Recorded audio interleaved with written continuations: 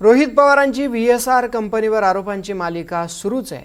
व्हीएसआर कंपनीमुळे एकनाथ शिंदे यांचाही जीव धोक्यात आला होता असा खळबळजनक दावा रोहित पवारांनी आज केलाय। इतकंच नाही तर दादांच्या विमान अपघाताबाबत एअरक्राफ्ट ॲक्सिडेंट इन्व्हेस्टिगेशन ब्युरोच्या अहवालावरही रोहित पवारांनी जोरदार निशाणा साधलाय। अजित पवारांचा विमान अपघात आणि एकनाथ शिंदेंबाबत रोहित पवारांनी कोणता नवा वाद केलाय जाणून घेण्यासाठी पाहूया हा खास रिपोर्ट।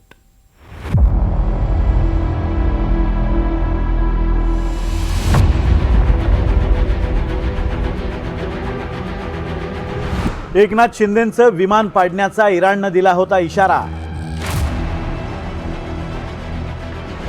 अजित दादांच्या अपघातापूर्वी बारामती विमानतळाची झाली होती रेकी।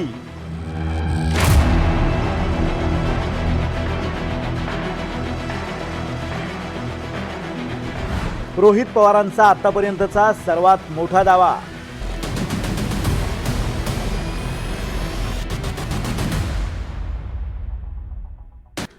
अजित पवारांच्या अपघातावरून व्हीएसआर कंपनी आणि डीजीसीएवर गंभीर आरोप करणाऱ्या रोहित पवारांनी आतापर्यंतचा सर्वात मोठा आणि खळबळजनक दावा केला आहे। जानेवारी 2023 मध्ये तत्कालीन मुख्यमंत्री एकनाथ शिंदे हे दावोसला जात असताना व्हीएसआर कंपनीच्या निष्काळजीपणामुळे शिंदेंचा जीव धोक्यात आला होता असा दावा रोहित पवारांनी केला आहे।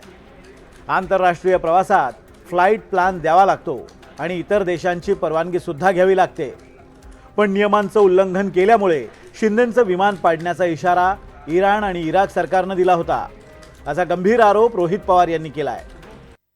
हे विमान आहे जे एकनाथ शिंदे साहेब स्वतः डावोसला गेले होते। हे विमान म्हणजे 16 ते 20 जानेवारी दरम्यान 23 ला हे दावोसला विमान गेलं होतं। कुठलंही विमान व्हीआयपी ला घेऊन जात असेल नाहीतर तुम्ही स्वतः जात असाल तर फ्लाईट प्लॅन द्यावा लागतो।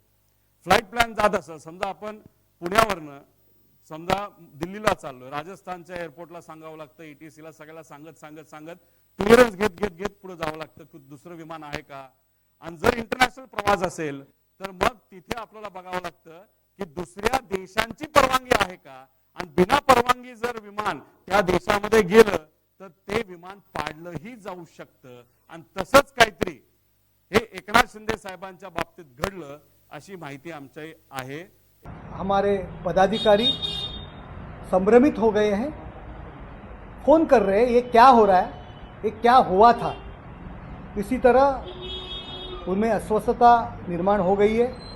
अगर वीएसआर कंपनी के प्रवास में अगर कुछ ऐसा होगा तो उनकी जानकारी एकनाथ शिंदे साहब को ही मालूम होगा। हम उनसे बात करेंगे, उनको पूछेंगे, लेकिन एक सीएम को लेके जाने वाले विमान में उनके प्रवास में इसी तरह का जो हलगर्जी उन्होंने किया है वो गलत काम है। ये बात बहुत गंभीर है।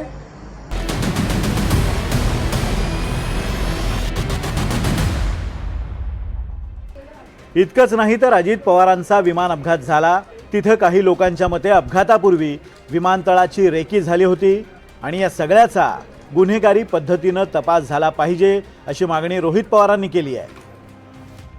मी डीजीसीएच्या विरोधात नाही, त्यांचं माझं कुठेही काही वेर नाही। विषय एवढाच आहे की अजितदादांचा ॲक्सिडेंट जो झाला त्या ॲक्सिडेंटमध्ये विमान हे व्हीएसआरचं होतं। डीजीसीए हे इन्व्हेस्टिगेशन एजन्सी आहे, त्याच्या अंतर्गत AIB नावाची जी इन्व्हेस्टिगेशन आर्म आहे डीजीसीएचा त्याच्या माध्यमातून इन्व्हेस्टिगेशन हे होत आहे। ॲरो नावाची कंपनी, तिथे असणारे अधिकारी, तिथे असणारे ते मालक आणि इतर गोष्टी, ह्या सगळ्या गोष्टींमध्ये गेल्याशिवाय खरं काय घडलं हे आपल्याला कळणार नाही।